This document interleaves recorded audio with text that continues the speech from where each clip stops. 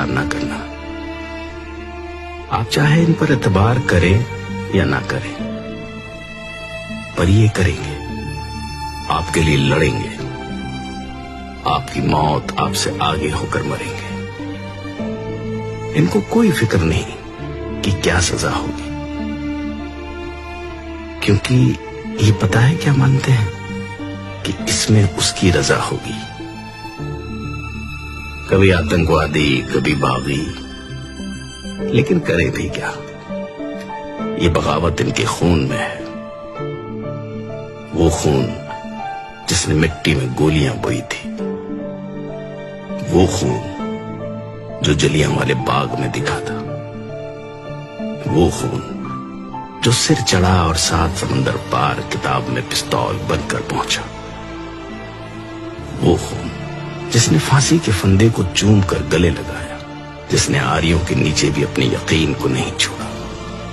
यकीन जो हंसते हुए तपती तवी पर बैठ गया, चांदनी चौक में शीश देकर चमकौर में तीरों की बारिश में भीगते हुए आकर खड़ा हुआ सरहंद की उस नींव पर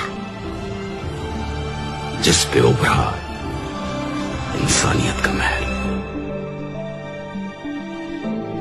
आइए जरा देखें तो सही, ये जो बीते कुछ समय से सड़कों पर घूम रहे हैं, ये असल में हैं कौन?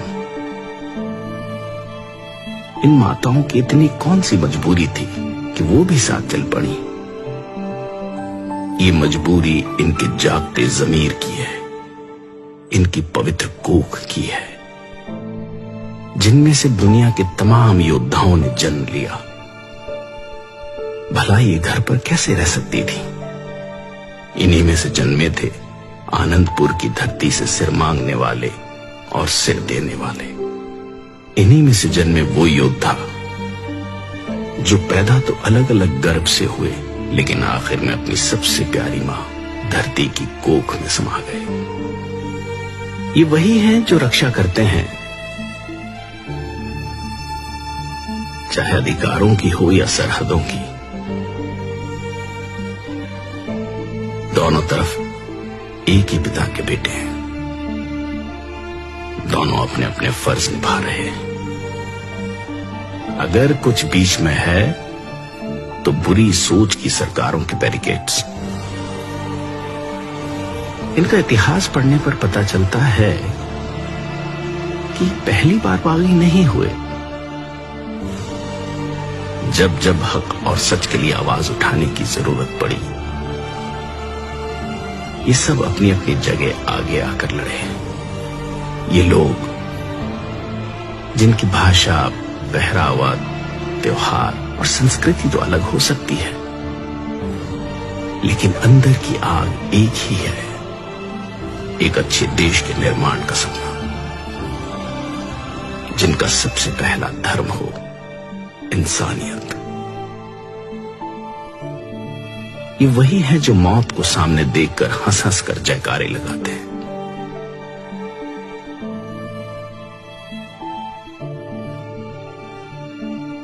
गोरे तो इस देश से चले गए, लेकिन अपनी सोच इन कुर्सियों के आसपास ही कहीं छोड़ गए। जिन पर बैठने वाले चेहरे तो बदलते हैं, लेकिन लोगों को बांटकर राज करने की बुरी नीयत नहीं बदलती। लेकिन ये कैसे लोग हैं जो हर बार इस बंटवारे को गिरेबान से पकड़ लेते हैं?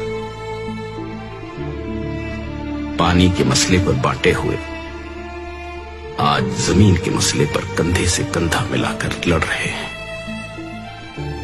इनके माथे की लकीरों में तवारीख लिखी गई है। इन्हें सिर्फ झुर्रियां समझने की गलती ना कर लेना। इन आंखों ने अपने हाथों से तैयार कर बेटों को मौत की बारात भेजा है। वो आंखें जिन्होंने आजादी के सपने देखे, जो दंग रह गई जब शीशम की चमकदार कुर्सियों पर बैठे मखमल के कुर्तों ने आजादी के नाम उजड़ जाने का शाही फरमान जारी कर दिया। सिर्फ हाथ बदले हैं, हथियार आज भी वही है। चोटें आज भी वही है। लेकिन इन भले मानसों ने उजड़कर भी पता है क्या कहा? नानक नाम चढ़दी कला, तेरे भाने सरबत का भला। आप रूप अमीक अन पुस्तते बरकातोत गर्भगन सरपंगन आप रूप ईश्वर की रजा को सबसे ज्यादा मानने वाले किसान सब कुछ यही तो पाल रहे हैं। इन फसलों को, तुम्हारी नस्लों को, गरीबी से मर रहे आम इंसान को, भ्रष्टाचार से बड़े हुए पेट को, ईमान को, बेईमान को, इंसान को, शैतान को, बेजुबान को, हिंदू, सिख, ईसाई, मुसलमान को, सबको यही तो पाल रहे हैं। इसीलिए तो इन्हें अन्नदाता कहा जाता है।